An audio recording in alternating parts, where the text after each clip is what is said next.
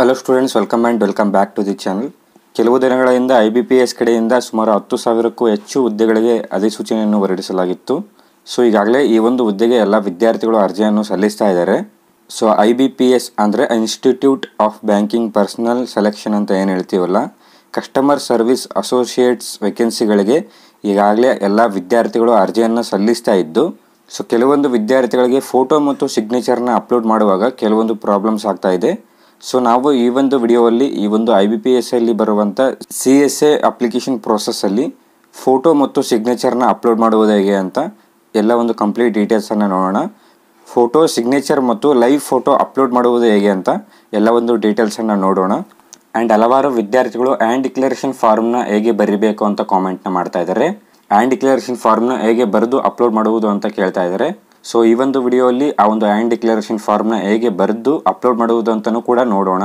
And declaration ಫಾರ್ಮ್ನ ಯಾವ ರೀತಿ ರೆಡಿ ಮಾಡಿಕೊಂಡು ಅಪ್ಲೋಡ್ ಮಾಡುವುದು ಅಂತಲೂ ಕೂಡ ನೋಡೋಣ. ಓಕೆ, ತಡ ಮಾಡೋದು ಬೇಡ, ವಿಡಿಯೋನ ಶುರು ಮಾಡೋಣ. ಓಕೆ, ವಿಡಿಯೋ ಶುರು ಮಾಡೋದಕ್ಕಿಂತ ಮುಂಚೆ ನೀವೇನಾದರೂ ನಮ್ಮ ಚಾನಲ್ಗೆ ಹೊಸದಾಗಿ ವಿಸಿಟ್ ಮಾಡ್ತಾ ಇದ್ದರೆ ಈ ಕೂಡಲೇ ಚಾನಲ್ಗೆ ಸಬ್ಸ್ಕ್ರೈಬ್ ಆಗಿ ಹಾಗೂ ವಿಡಿಯೋಗೊಂದು ಲೈಕ್ ಮಾಡಿ. ಮತ್ತು ನಮ್ಮ ಟೆಲಿಗ್ರಾಮ್ ಚಾನಲ್ಗೆ ಏನಾದರೂ ಜಾಯ್ನ್ ಆಗಿಲ್ಲ ಅಂದರೆ ಡಿಸ್ಕ್ರಿಪ್ಷನಲ್ಲಿ ಟೆಲಿಗ್ರಾಮ್ ಚಾನಲ್ ಲಿಂಕ್ ಇರುತ್ತೆ. ಒಂದು ಲಿಂಕ್ ಮೇಲೆ ನೀವು ಕ್ಲಿಕ್ ಮಾಡ್ಕೊಂಡ್ಬಿಟ್ಟು ಟೆಲಿಗ್ರಾಮ್ ಚಾನಲ್ಗೆ ಜಾಯ್ನ್ ಆಗಬೇಕಾಗತ್ತೆ. ಓಕೆ, ಬನ್ನಿ ವಿಡಿಯೋನ ಶುರು ಮಾಡೋಣ. ಓಕೆ, ನಾವಿವಾಗ IBPS CSA ಅಪ್ಲಿಕೇಶನ್ ಫಾರ್ಮ್ನ ಓಪನ್ ಮಾಡ್ಕೊಂಡಿದ್ದೀವಿ.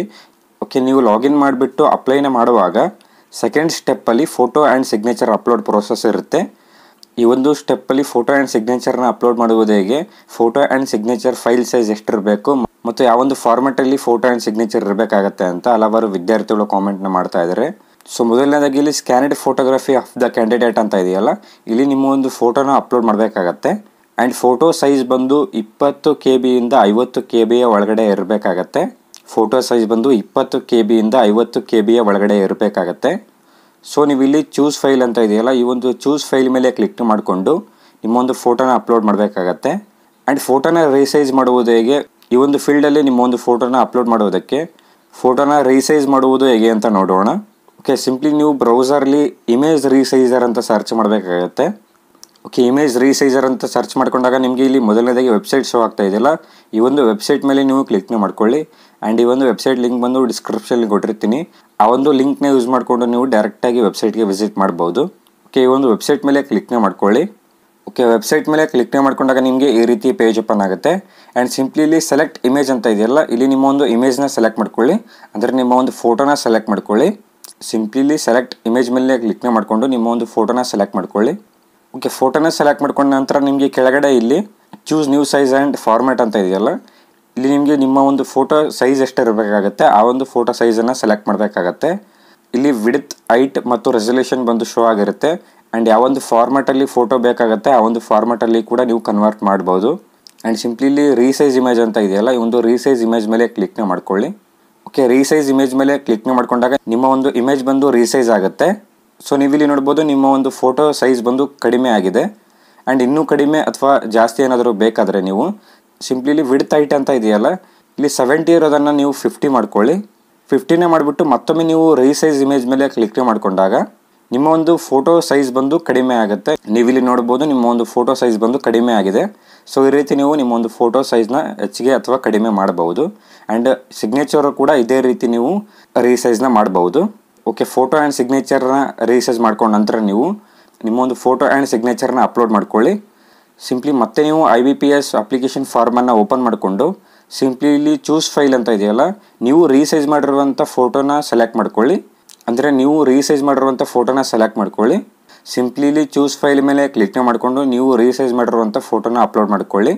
ಓಕೆ, ಫೋಟೋನ ಅಪ್ಲೋಡ್ ಮಾಡ್ಕೊಂಡ ನಂತರ ಕೆಳಗಡೆ capture photo using web camera ಅಂತ ಇದೆಯಲ್ಲ, ಸೊ ಇಲ್ಲಿ ನೀವು ಏನಾದರೂ ಸಿಸ್ಟಮಲ್ಲಿ ಅಪ್ಲೈ ಮಾಡ್ತಾ ಇದ್ದರೆ, ಕಂಪ್ಯೂಟರಲ್ಲಿ ಅಪ್ಲೈ ಮಾಡ್ತಾ ಇದ್ದರೆ ನೀವು ಇಲ್ಲಿ ಕಂಪ್ಯೂಟರ್ ವೆಬ್ ಕ್ಯಾಮ್ರಾ ಮುಖಾಂತರ ನಿಮ್ಮ ಒಂದು ಲೈವ್ ಫೋಟೋನ ಅಪ್ಲೋಡ್ ಮಾಡಬಹುದು.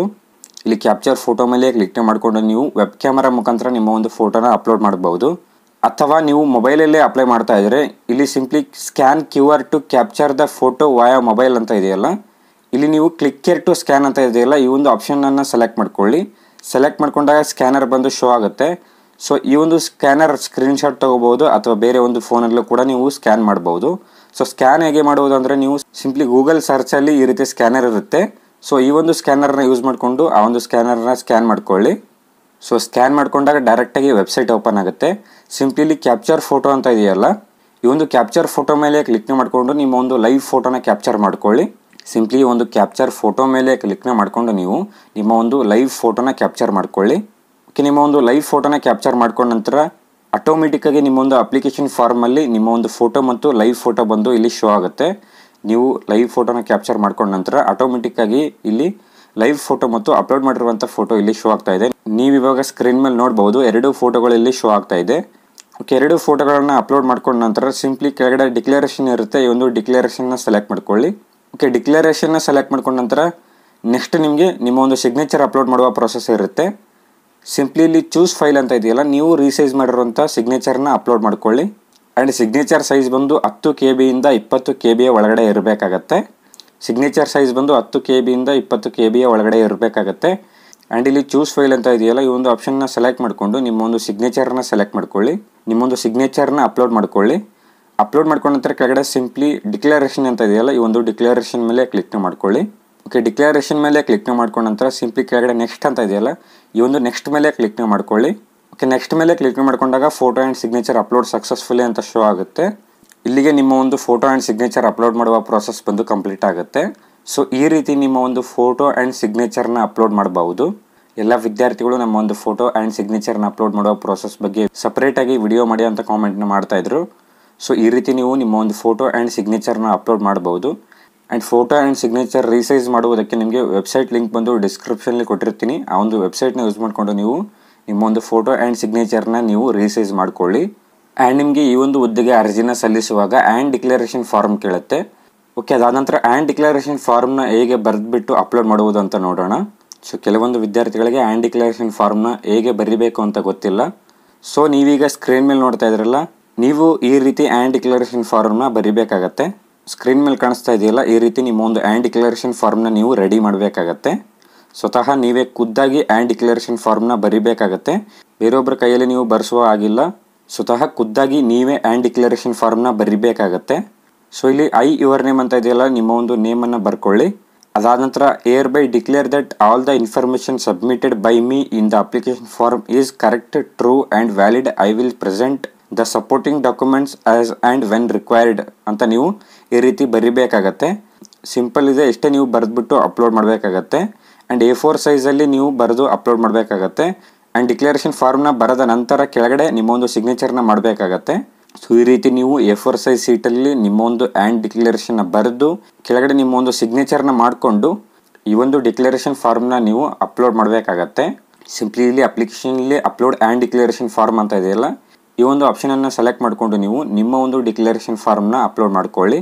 ಆ್ಯಂಡ್ ಈ ಒಂದು ಡೆಮೋ ಡಿಕ್ಲರೇಷನ್ ಫಾರ್ಮ್ ನಮ್ಮ ಟೆಲಿಗ್ರಾಮಲ್ಲಿ ಇರುತ್ತೆ.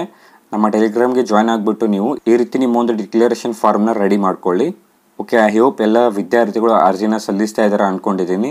ಓಕೆ, ಈ ಒಂದು ವಿಡಿಯೋನ ನಾನು ಇಲ್ಲಿಗೆ ಕಂಪ್ಲೀಟ್ ಮಾಡ್ತಾ ಇದ್ದೀನಿ. ಈ ಒಂದು ವಿಡಿಯೋದ ಬಗ್ಗೆ ಏನಾದರೂ ಡೌಟ್ಸ್ ಇದ್ದರೆ ಕೆಳಗಡೆ ಕಾಮೆಂಟ್ ಹಾಕಿ ನಾನು ರಿಪ್ಲೈನ ಮಾಡ್ತೀನಿ. ವಿಡಿಯೋ ಏನಾದರೂ ಇಷ್ಟ ಆದರೆ ವಿಡಿಯೋಗೊಂದು ಲೈಕ್ ಮಾಡಿ. ಚಾನಲ್ಗೆ ಏನಾದರೂ ಇನ್ನೂ ಸಬ್ಸ್ಕ್ರೈಬ್ ಆಗಿಲ್ಲ ಅಂದರೆ ಸಬ್ಸ್ಕ್ರೈಬ್ ಆಗಿ ಅಂತ ಹೇಳ್ತಾ ಮತ್ತೆ ಸಿಗೋಣ ಮುಂದಿನ ವಿಡಿಯೋ ಅಲ್ಲಿ.